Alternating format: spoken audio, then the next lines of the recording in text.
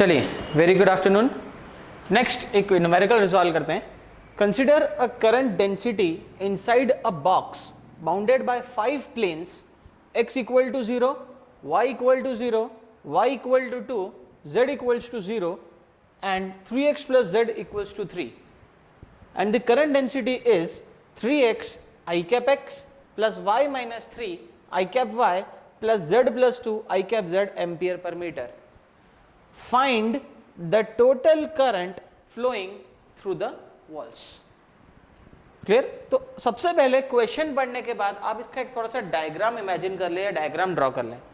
बोला है x equal to 0 एक प्लेन है, तो आप देख सकते हैं ये जो प्लेन बन रहा है ये x इक्वल टू 0 पर बनाया गया प्लेन है।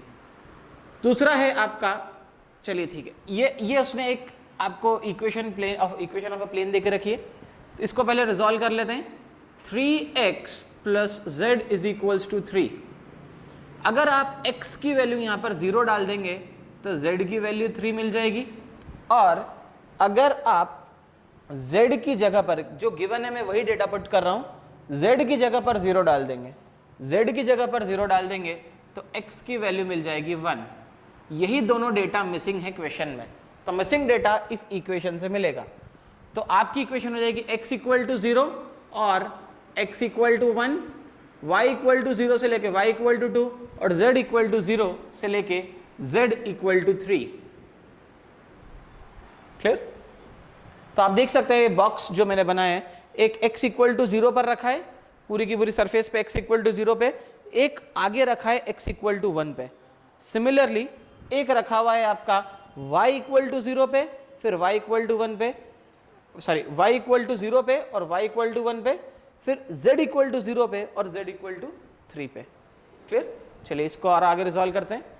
मैं सबसे पहले, अब अगर करंट डेंसिटी निकालनी है तो करंट डेंसिटी निकालने का सबसे बेसिक फॉर्मूला होता है I is equal to integration of j dot ds। तो I is equals to integration of j dot ds। तो 6 सरफेसेस दिख रही हैं अपने को यहाँ पे, तो 6 आपको इंटीग्रेशन लेने पड़ेंगे। क्लियर? तो double integration of j dot ds एक, double integration of j dot ds second, plus double integration of j dot ds third, double integration of j dot ds fourth, double integration of j dot ds fifth, plus double integration of j dot ds sixth. 6 integration किस लिए लिखे?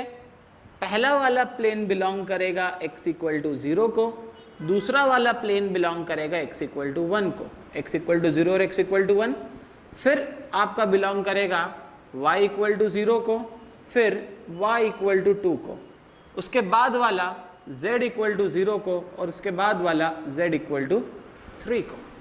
Simple. Overall आपको integration आपको I लिखना है, तो I बराबर होगा, अच्छा x इक्वल टू 0 के लिए डिफरेंशियल सरफेस क्या होगी?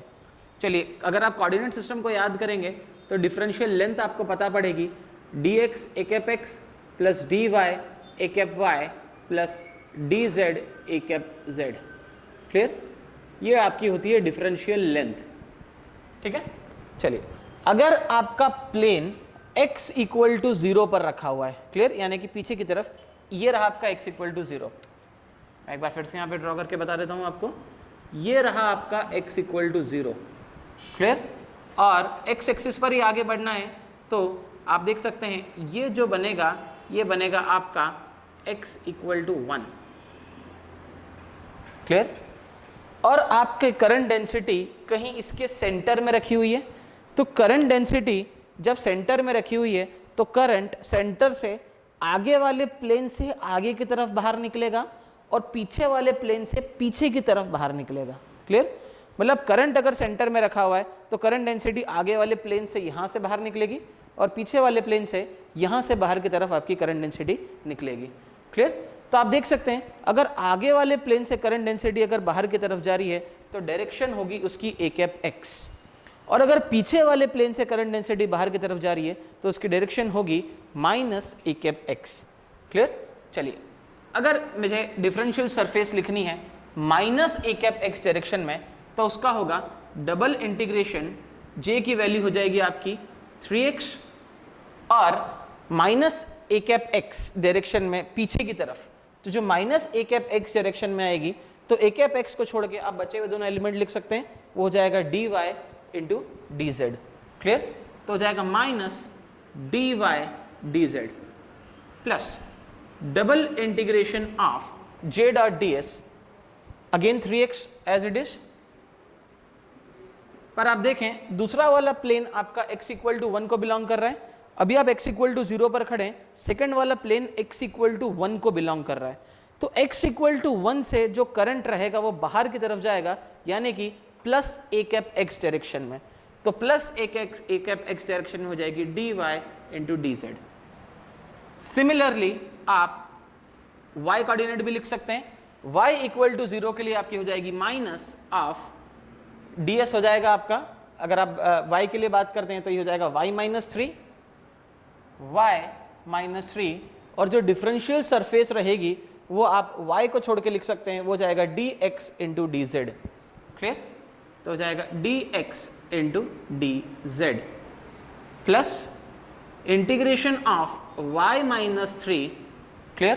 प्लस इसलिए क्योंकि y equal to 2, y equal to 2 से पॉजिटिव डायरेक्शन में बाहर निकलेंगे, जब y इक्वल टू 2 से आप पॉजिटिव डायरेक्शन में बाहर निकलेंगे तो पॉजिटिव साइन आएगी dx into d z. Clear? Plus again plus, अब z के लिए बात कर लेते हैं, तो इंटीग्रेशन ऑफ z के लिए बात करेंगे तो ये हो जाएगा z प्लस 2, और dz को छोड़ के बचे हुए दोनों element dx into dy, dx into dy। पर आप फिर से देख सकते हैं यहाँ पे z इक्वल टू 0 है, तो z इक्वल टू 0 मतलब नीचे से बाहर की तरफ निकलेगा, तो ये हो जाएगा माइनस साइन के साथ plus integration of z plus two dx into dy positive sine के साथ। क्लियर? अब जो है, अब हमको सिर्फ इंटीग्रेशन के लिमिट्स को रिजॉल्व करना है, जो कि कोई बड़ी चीज़ नहीं है। उसको रिजॉल्व करने से पहले हम यहाँ पे चेक कर लेते हैं, ये वाला प्लेन x इक्वल टू 0 को बिलोंग कर रहा है, तो ये प्लेन तो कैंसिल हो जाएगा, जैसे आप x की वैल्यू 0 डालेंगे ये प्लेन कैंसिल। क्लियर? ये वाला प्लेन x इक्वल टू 1 को बिलोंग कर रहा है, तो चलिए अगर ये वाला प्लेन x इक्वल टू 1 को बिलोंग कर रहा है तो अब एक एक करके हम इसकी इक्वेशन लिखते हैं। क्लियर? तो ये वाला प्लेन अगर x इक्वल टू 1 को बिलोंग कर रहा है तो ये हो जाएगा आपकी current will be equals to double integration of 3 into dy into d z plus. Clear? Next वाला प्लेन आपका बिलोंग कर रहा है x इक्वल, देखिए ये दोनों प्लेन खत्म हो गए, नेक्स्ट वाला प्लेन आपका बिलोंग कर रहा है y इक्वल टू 0 को, जैसे ही आप y की वैल्यू 0 डालेंगे माइनस 3 माइनस माइनस कैंसिल तो हो जाएगा प्लस 3, तो ये हो जाएगा double integration of 3 into dx into d z. Clear? Plus again y minus 3, ये भी कैंसिल। अगला वाला प्लेन आपका बिलोंग कर रहा है y इक्वल टू 2 को, तो जैसे आप y की वैल्यू 2 डालेंगे 2 माइनस 3 विल बी माइनस 1, तो हो जाएगा ये minus minus into double integration of dx into d Z minus, I am sorry again minus, this is also cancel, y के टर्म्स भी कैंसिल हो गई। अगला वाला प्लेन बिलोंग कर रहा है z इक्वल टू 0 को, तो z की जगह 0 डालोगे तो आएगा minus double integration of z, sorry z की जगह आपने डाल दिया 0, तो हो जाएगा सिर्फ 2 इंटू, क्योंकि आपने यहाँ पे z की जगह आपने 0 पुट कर दिया, तो z की जगह जैसे ही आपने 0 डाल दिया 2 dx इंटू डी वाई, तो minus 2 into dx into d y plus last वाले में आप डालेंगे z की जगह पर 3, तो जैसे ही आपने z की जगह पर 3 डाल दिया तो 3 प्लस 2 हो जाएगा 5 plus integration of double integration of 5 into dx into d y. Clear? चलिए अब आपको सिर्फ x, y और z के लिमिट को पुट ऑन करना है। चलिए हम x, y और z के लिमिट को पुट करते हैं, तो आपकी जो x की जो लिमिट है, चलिए y और z, y होगा 0 से लेकर 2 तक और z होगा 0 से लेकर 3 तक, y हो जाएगा 0 से लेके 2 तक और z होगा 0 से लेके 3 तक। x जाएगा 0 से लेके 1 तक और z जाएगा आपका 0 से लेके 3 तक। सिमिलरली यहाँ पर भी आपका x है तो x जाएगा आपका पहले 0 से लेके 1 तक और z जाएगा आपका 0 से लेके 3 तक। फिर सिमिलरली अब आपका जो x जाएगा वो जाएगा 0 से लेके 1 तक, क्लियर, और y जाएगा आपका 0 से लेके 2 तक, क्लियर। नेक्स्ट आपका x जाएगा 0 से लेके 1 तक, क्लियर, और आपका y जाएगा 0 से लेके 2 तक। चलिए अब इसको रिजॉल्व करते हैं। I is equal to 3 into y की लिमिट डालेंगे अपर लिमिट तो आ जाएगा 2, पर z की अपर लिमिट डालेंगे तो आ जाएगा 3, clear, plus 3 into 1 into 3 minus 3 into 1 that is 3 minus 2 पहले से ही है 1, 2 into 1 into 2 that is 4 plus, clear, plus 5 into 1 into 2 तो हो जाएगा आपका 10। इसको और रिजॉल्व करते हैं। I is equal to 3 2 6 6 3 18 plus 9 minus 3 minus 4 plus 10, clear. चलिए 3 और 4 हो गए आपके -7, -7 प्लस 9 तो हो गए 2, 18 प्लस 2 प्लस 10 तो हो जाएगा 10 प्लस 18 हो गया 28, क्लियर, प्लस 2 हो जाएगा 30।